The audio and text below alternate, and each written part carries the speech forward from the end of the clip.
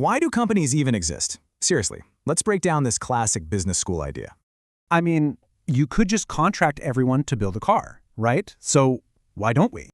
It really comes down to a simple question. Should you make something yourself or just buy it? That's the core of the theory of the firm. It explains why we don't just freelance everything. Well, an economist named Ronald Coase found that using the market isn't actually free. There are hidden costs.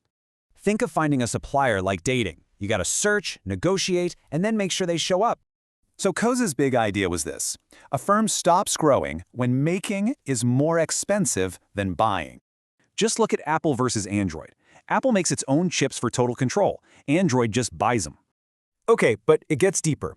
Another guy, Oliver Williamson, added a new wrinkle, asset specificity.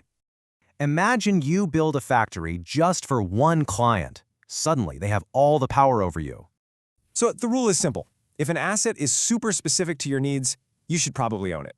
And that's exactly why Tesla built its gigafactories. They own those very specific production lines.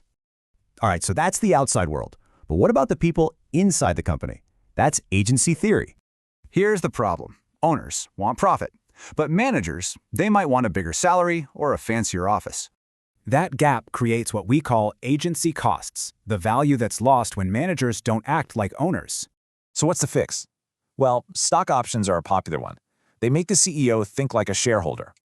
But how does all this hold up today? You guessed it, the gig economy is the ultimate test. Coase basically predicted this. Tech makes contracting so cheap that companies don't need as many employees. So, let's put this all into a practical toolkit for you. These are the key questions to ask. Think about your own work. Is managing that vendor costing more than an employee? The answer might surprise you.